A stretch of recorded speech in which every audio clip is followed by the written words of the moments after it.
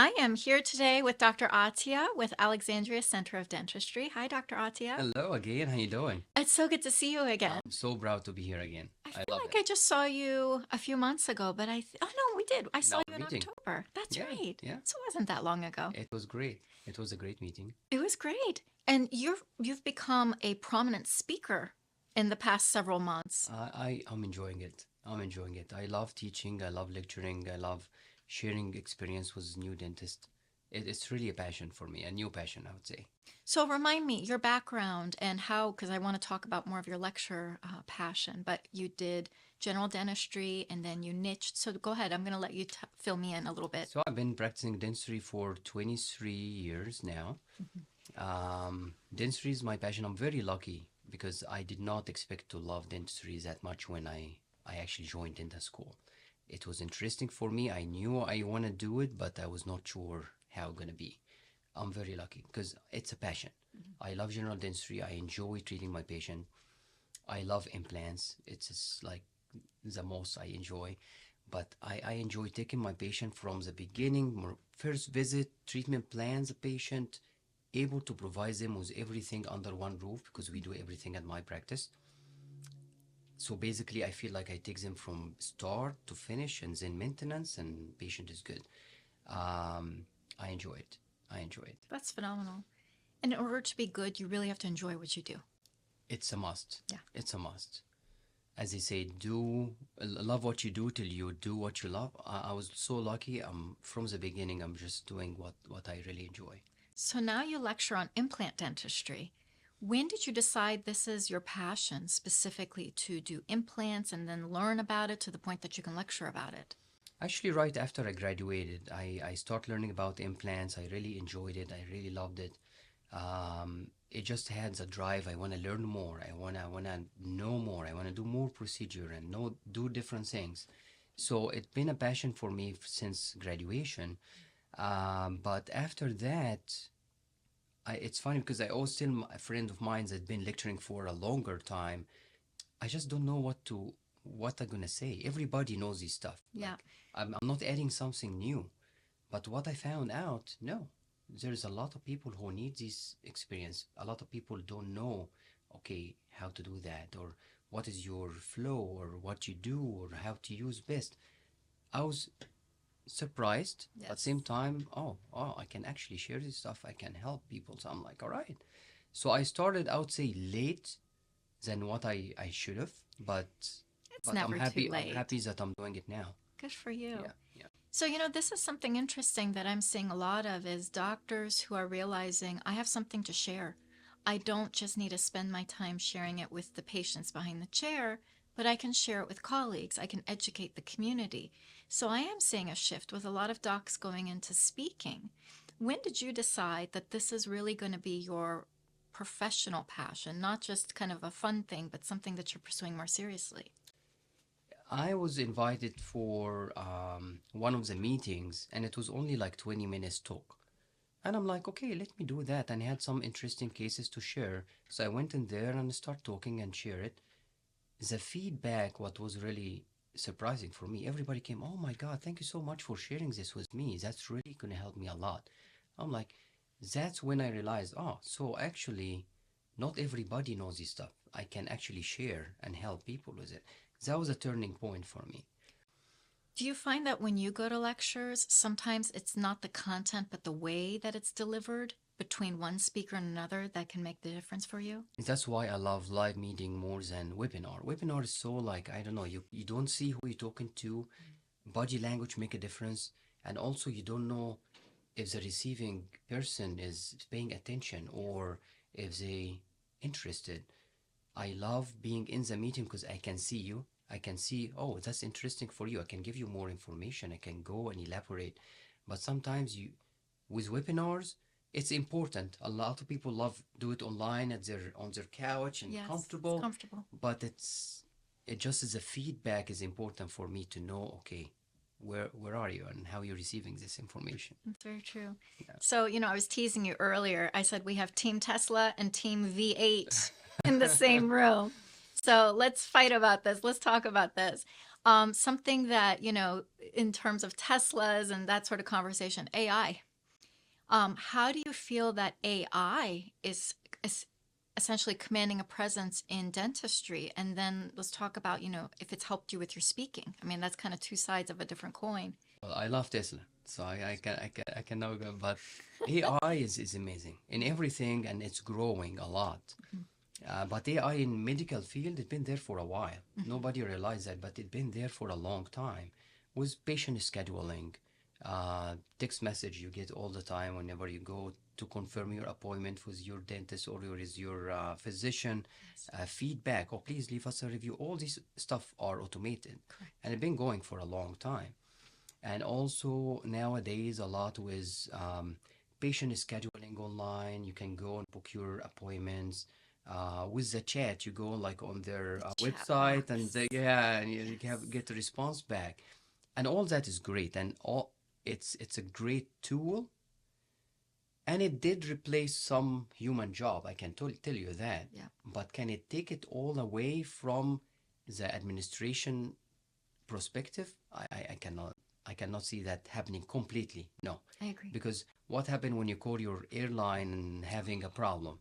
You get the automated message and automated reply, right? And you scream at But it, then help, representative, person. live person, I need to Yes, talk to somebody. that's right. It's so frustrating sometimes because when you really need help, now it's talking about human expertise and customization because it is not going to be robotic anymore. I need help. Hey, I have a problem. I need that taken care of. 100%. So yeah, human factor is still very important, but AI is a great tool in our toolbox to make life easy for business owner and for customers too, to a certain extent. But we were talking about this, the use of AI to educate patients, so away from the Everything. administration and more towards the practice. So now talking about the back. So the back side, a lot of stuff. First is patient education. There's a lot of softwares that now can show the patient where the decay is. Like it basically takes the x-ray, and on the x-rays it already can read where is decay, where is like bone loss, where is everything, and it's different colors, so patient can actually see it. It's very good educational tool. Can it be done without AI? Yes, it can be done, but it's gonna take time from the dentist to color everything and put it there. It's all about saving time. True. So now there is multiple softwares to elaborate the stuff on x-ray, so patient can see it. Oh, I have a problem with these tooth. When patients see it, they understand, oh, that's why I need a filling, oh, that's why I need a root canal, or oh, I have a big infection. So all that is good, but all these programs are programmed with a human. True. So it's all, we feed this information to them. So there is an error factor because not every patient is the same. So there is still room for errors. That's why human expertise is still very essential to make sure it's right and change it as per patient if needed. So that's for x-rays. The other one is 3D imaging, scanning all the patient. Even with CAT scan nowadays, CAT scan can read where is the nerve and where is the sinus and where is everything. So it's amazing. It's really good. So I love technology. So in my office, we do have like the CAT scan, and then we have the 3D scanner. I have actually three. I don't know why, but dentists are crazy a little bit with You guys technology. like We just equipment. like to, yeah, Yes. it's toys for us. We just, okay, I need that. It's great. It's so cool. So we get the CAT scan for the patient. We get a 3D scan for the patient teeth. And then we use a software to merge them both together, the CAT scan and the 3D. So now both images are together, and we can use that to design a night guard, or we design a surgical guide. If I'm placing an implant, I can design the guide at my office to know where to place the implant exactly. Just make my life easier and just use a guide, place the implant, I'm done. You're gonna make the surgery, instead of like, I don't know, 45 minutes, we're gonna make it like 10-15 minutes. Incredible. So it's better for the patient too, because the patient will be in and out like that. Yeah. And I can use all this information to do whatever I need to do. So surgical guide. I can actually print it in my office. So That's what I was going 3D to ask printers. you. Yes. I can use this information. I can design it, and then I print it in my office, which is very That's convenient. incredible. I have it within few minutes, and then I can do the surgery right away. It's a lot of help. As I said, it's a great toolbox. It saves time for the patient. It saves time for the provider. Again, I think human expertise is essential to do all that and make sure it's done right, but it's a great tool to have. You know, sometimes I follow these trends on social media, and I saw, I guess, you know, I don't know if it's real, if it was AI projected video, but they showed this robot and how the concern was it could take over hygiene. Do you think we're ever going to, realistically, I'm sure maybe in the future, but in the immediate future, are we going to get to a point where we have actual AI working on a patient, do you Actually, think? right now there's a robot to place implants, 100%. Okay, so basically how it's done is you go in there, you do the treatment plan. I see the missing tooth here. I design it on the software. I feed it to the machine, and the machine go ahead and place the implant right there. You still have to hold the handpiece Uh-huh. for legality reason, because if something goes wrong, it's not the machine, it's you. Okay, but it 100% plays the implant where you planned it. That's why I'm still saying it's great, but guess what? It still It's a tool. needs a human expertise to make sure I design it correctly, I place it there, and I'm monitoring everything just to kind of make sure it's done right. Eventually, will that change? Will that just be 100%? I think in the medical field might be a little bit hard to eliminate the human factor completely, Yeah. because every patient is different, and you cannot just have it one cookie cutter just for everything. It's just, it has to be customized. Yeah. And it has to be like, okay, for that patient I need certain, I don't know, different technique or whatever. So it's growing, it's definitely changing everything, but human factor is really important to be there. Do you find that you can utilize AI in your lecture circuit? Has that helped you in any way, or are you just explaining how to use it again as a tool for dentists? Of course, AI, even AI generated like ads, Oh, yeah. you see it how cool and how different it is. It just add a different, I don't know, life into things. So yeah, it definitely was lecturing and stuff is gonna make a huge, more interesting lectures, I would say. That's true. I Yeah. mean, we were talking about, you know, Chat GPT and all these kind of fun tools for presentations. You can use it for presentations. But aside from that, when you're lecturing about use of AI as a tool, have you ever talked about potential risk and malpractice implications? Of course, because patient informations, transforming patient data to different areas, all that have a risk.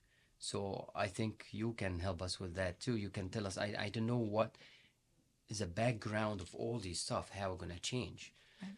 because I think it's a little bit more vulnerable to, I don't know, all these data to be out there. I think so too. But yeah, Yeah. Well, you're right. AI can be used on the management component. It can be used on the clinical component. You have multifacets in an office.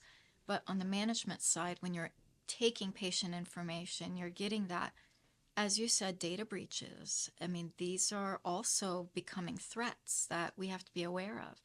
And then the question becomes, at what point, too, am I breaching? Like, if you're taking notes, and, you know, we were talking about in the medical field with SOAP notes, if you're taking these notes and you're dictating it, are you giving permissions to that software to take that data and do something else with it? That's another concern, is that fine yeah, print. yeah. And most people either don't have the competency, not in a mean way, but a lot of it's just all legalese. They don't have the competency to read through these, or otherwise they don't have the desire. I mean, it's a lot of Look, stuff. we all kind of naive, and we would like to use the, okay, it's a great technology, I want to use it, stuff. Nobody reads the fine prints in there, but it's like, honestly, it should all be for the good reason. We're using it to help the patient save time and all the stuff. We're not expecting to run through problems. We're That's not right. expecting, like, risks around that. So I guess the other thing too is for the doctors who are concerned for whatever reason that Dr. Robot's going to take their place. We always talk about, as a professional, there's multiple ways to secure your income. And one of those is, for example, lecturing. What is your thought for young dentists or even dentists who have been doing dentistry in terms of securing other sources of interest or income? Do you think that can be a potentially beneficial way to grow your practice? I think it's really important to have other incomes than your main job. I realized that in COVID. Like when COVID happened and we had to sit home for 2 months and we didn't have anything else to do, I'm like, okay, this is not good. Problem with dentistry, you have to be there. As a single, like, private office dentist, you have to be there. If you're not there, there's no work. Yeah. Right? Other modalities is some people take dentistry as business, which is it's great for them because maybe that should be the way. You have multiple practices and you're just hiring like a different dentist to take care of each office and you're just managing it, but not for everyone. For me, I'm very picky with my details. I like everything to be perfect. I like to monitor everything and do it with my hand. It's a craft. For me, it's a craft. I have to do it. So for me, it is not a good business modality. Why? 'Cause I have to be there. I have to do everything. I enjoy it. I love it. It's not for everybody. And just for me, I have to make sure it's perfect. I have to be there and do it and make sure everything is good. Yes. Lecturing, it is not a money maker. It is not like you would make way better income working at your office than lecturing, but it's a passion. It's you changing people. I don't know. It's like teaching. You're changing people's life. You're making someone life much better and their patient too, because you're gonna take this experience and share it and use it for their patient. Of course, it's good to have more than one source, but it cannot replace your work at your office. I think it would be better for dentists to have a side project or a different business on the side that generating income for them. But other than that, I think dentistry is great. Again, it all depends on the clinician. Yeah. It all depends on the clinician. It just sounds like, for a young dentist, for instance, who's listening, you really have to have passion in this industry in order to survive, in order to thrive. Especially dentistry, you have to have a passion in it because it is not easy job. My back hurt, my neck hurt, you're studying all the time, you're learning new technique all the time. If you don't have the passion in it, it will be a very tiring job. It will be a very exhausting job. I don't see it without a passion. And it happened actually. I've seen some of my friends, they go through dental school, graduate, and then they find out they don't like dentistry. Yeah. They never continue. Yeah. They leave the field and go do something else, which I totally understand because it's a very hard job. Yeah. It takes a lot of dedication, a lot of work. It's very tiring, very detail oriented. You're talking about like less than millimeter accuracy. You want to make sure the margin is sealed. Yeah, no. It requires dedication, and I believe that's for the medical field too. Maybe not as much as dentistry. Depends. Yeah, it Surgeons, depends. yes. Oh, surgeon for sure. Yes. But other field maybe not much. But I don't know. Yeah. Dentistry, I can tell you, you have to love what you do. By in order far, to by succeed. far, my dentists, if there is a mismanagement of the format, because sometimes it happens with the email, oh, the formatting is off on the document. So, by the way, most dentists are very detail oriented. yes. They like everything to be perfect. They like, that to be just leveled. And yeah, Yes, I've we are noticed the that. worst customers for anything. I can tell you Oh, that. no, It's like, absolutely not. That's yeah, not we're true. like, okay, I want everything to be just perfect. So, last question: Cybertruck or normal pickup truck? Cybertruck is ugly. If they just redesign it, I would love it. But design for me, I don't know. Some people love it. They're like, oh my god, this Cyber so cool. For me, I'm not a big fan. But So, would you they will drive come. a traditional pickup truck over your Tesla if you had to pick electric? Cyber or normal truck? Normal I'm trying truck to for get you now. back in. Normal truck for now, but yeah, yeah. Oh, well, thank you, Dr. Attia, for being here today. I Thank you appreciate your so time. much. Thank you so much. I love being here. I love, you know, sharing and talking, and that's been a pleasure every single time. Thank you so Thank you much. so much.